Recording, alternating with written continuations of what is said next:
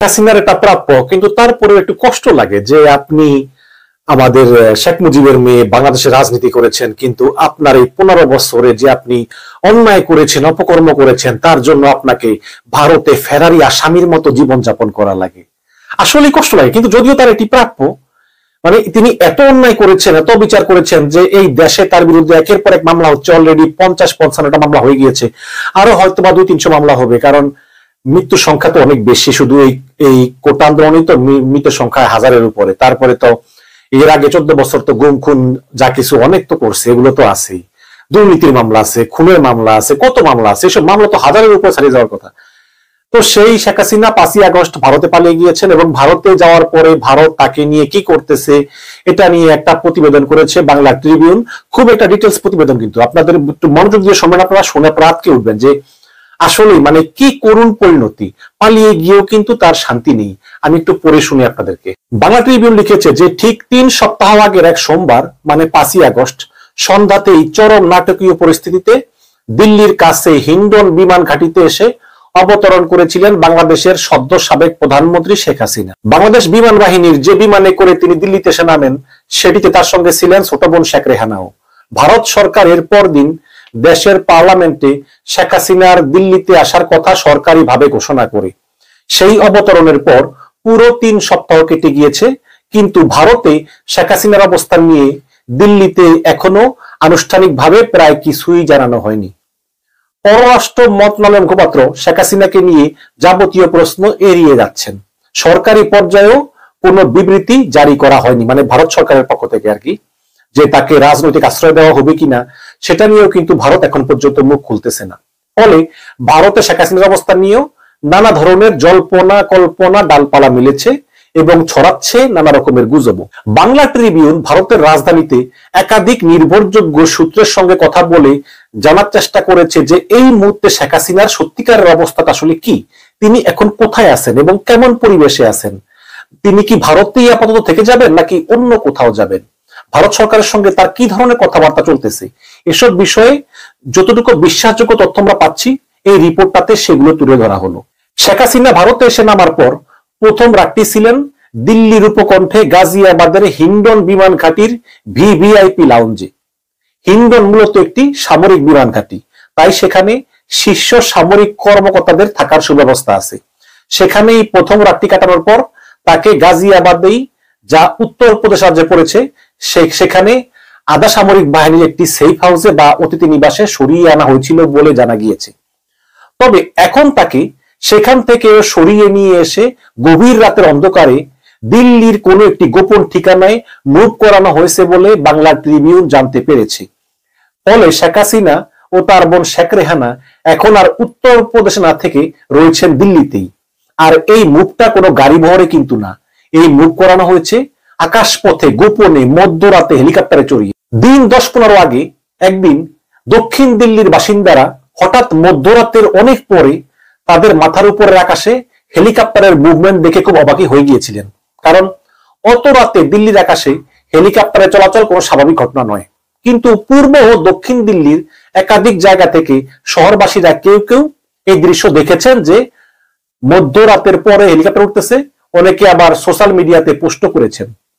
পরে অন্যান্য ঘটনা পরস্পরের সঙ্গে মিলিয়ে বিশেষজ্ঞরা মোটামুটি নিশ্চিত হয়েছেন যে সেই দিন ওই হেলিকপ্টারে করেই শেখ হাসিনা ও তার বোন শেখ রেহানাকে দিল্লিতে নিয়ে আসা হয়েছিল।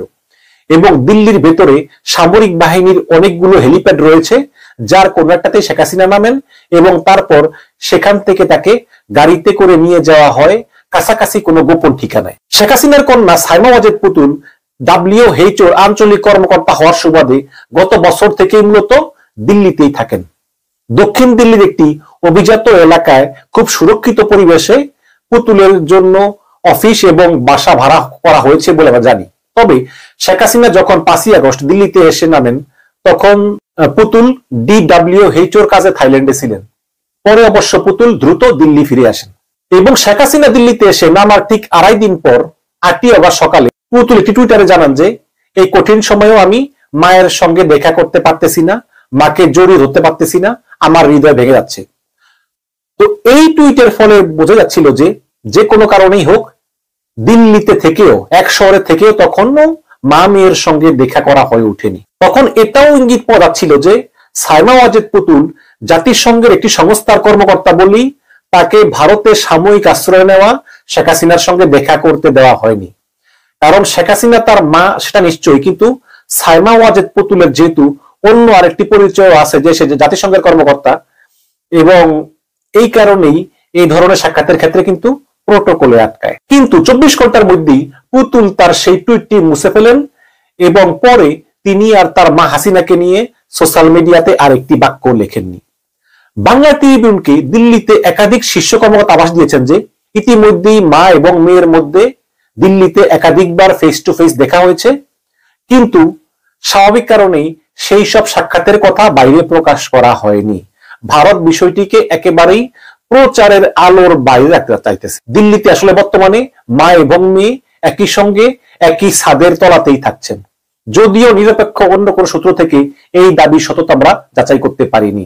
সাইমা ওয়াজেদ পুতুল অবশ্য 3-4 দিন আগে WHO কাজে পূর্ব তিমুরে গিয়েছেন, ফলে মায়ের সঙ্গে তার দেখা সাক্ষাৎ যা হওয়ার হয়েছে তা বিদেশ সফরে রওনা হওয়ার আগে। শেখ হাসিনা যেরকম পরিস্থিতিতে ভারতে এসে পৌঁছেছেন, সেক্ষেত্রে অতিথিকে ভারতের নিরাপত্তা সংস্থাগুলোর পক্ষ থেকে একটা ডিব্রিফ করাটা রেওয়াজ। ডিব্রিফ হচ্ছে মানে কিভাবে আসলেন, কোন আইনে আছেন, আপনার কাছ থেকে আমাদের কি প্রত্যাশা, কোনটা করতে পারবেন কোনটা করতে পারবেন, এরকম একটা ডিব্রিফ করা হয়। এবং শেখ হাসিনার ক্ষেত্রেও কিন্তু এই ডিব্রিফটা করা হয়েছে। এবং এই ডিব্রিফিং করার উদ্দেশ্যই হলো যে ঠিক কোন পরিস্থিতিতে শেখ হাসিনাকে দেশ ছেড়ে আসতে হলো, সেই সময় সংশ্লিষ্ট বিভিন্ন ব্যক্তি বা সংস্থার ভূমিকা কি ছিল, কে কি বলেছিলেন, কে কি করেছিলেন, এগুলো সম্পর্কে যত বিশদে সম্ভব তথ্য সংগ্রহ করা। পাশাপাশি এখন ভারতে যেটুকু সময় হাসিনা থাকবেন, সেখানে ভারত তার কাছ থেকে ঠিক কি প্রত্যাশা করে সেই সম্পর্কেও শেখ হাসিনাকে সম্যকভাবে অবহিত করা। বেশিরভাগ সময় এই ডিব্রিফিং একটা সেশনে হয় না, পর পর বেশ কিছুদিন ধরে চালাতে হয়। শেখ হাসিনার ক্ষেত্রে এও বেশ কতগুলো ডিব্রিফিং সেশন এর মধ্যেই হয়ে গিয়েছে বলে জানা গিয়েছে। প্রসঙ্গত, ভারতে অবস্থানকালে তিব্বতী ধর্মগুরু দালাই লামা যখন 1959 সালে তিব্বত থেকে পালিয়ে ভারতে প্রবেশ করেছিলেন, তখন এই দালাই লামাকেও দীর্ঘ ডিব্রিফিং সেশনের মধ্যে দিয়ে যেতে হয়েছিল। দালাই লামা সে সময় 31শে মার্চ অরুণাচলের তাওয়াং সীমান্ত দিয়ে ভারতে ঢোকেন, তারপর নেমে আসেন সমতলের শহর তেজপুরে।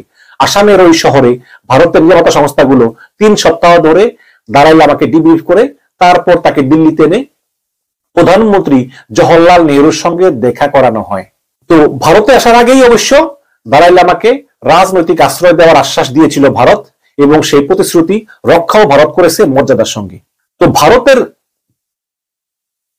তো শেখ হাসিনার ক্ষেত্রে যেটা ব্যতিক্রম, সেটা হলো যে শেখ হাসিনার ডিব্রিফিং সেশনগুলো পরিচালনা করতেছেন ভারতের জাতীয় নিরাপত্তা উপদেষ্টা অজিত দোভাল নিজেই। সাবেক প্রধানমন্ত্রী হাসিনার সম্মান, গুরুত্ব এবং মর্যাদা বিবেচনায় ভারতের এই গুপ্তচর প্রধান অজিত দোভাল নিজ কাঁধেই এই দায়িত্বটা তুলে নিয়েছেন বলে বাংলা ট্রিবিউন জানতে পেরেছে।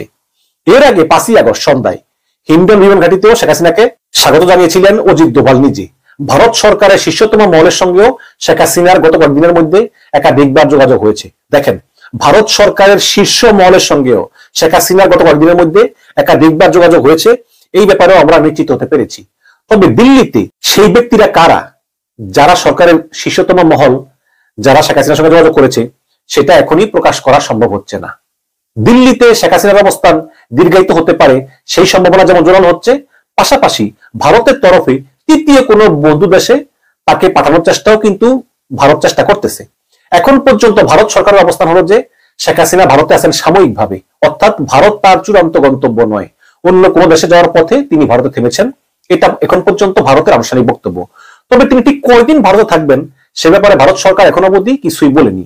পাশাপাশি তাকে রাজনৈতিক আশ্রয় দেওয়া হবে কিনা বা হবে না সে ব্যাপারে ভারত একটা শব্দ খরচ করেনি। গত 5ই আগস্ট যখন শেখ হাসিনা ভারতের মাটিতে নামেন, তখন ভারতের ধারণা ছিল যে শেখ হাসিনা হয়তো কয়েক ঘন্টা পরেই যুক্তরাজ্যের উদ্দেশ্যে রওনা হতে পারবেন, কিন্তু সেই সম্ভাবনা বাস্তবায়িত না হওয়ায় এরপর ধীরে ধীরে ভারতের তরফেই বিভিন্ন দেশের সঙ্গে যোগাযোগ করা শুরু হয়। বাংলা টিভি জানতে পেরেছে যে এর জন্য প্রথমে ভারত যে কয়েকটি দেশকে প্রস্তাব দিয়েছিল, তার মধ্যে হলো সৌদি আরব, আরব আমিরাত, ইউরোপের 2টি দেশ, সম্ভবত ফিনল্যান্ড, চেকোস্লোভাকিয়া, স্লোভানিয়া। তবে এটাও স্পষ্ট করে দেওয়া দরকার যে শেখ হাসিনা এর কোন দেশেই আশ্রয়ের জন্য আবেদন করেননি। পুরো আলোচনা চালানো হয়েছে ভারতের তরফ থেকে।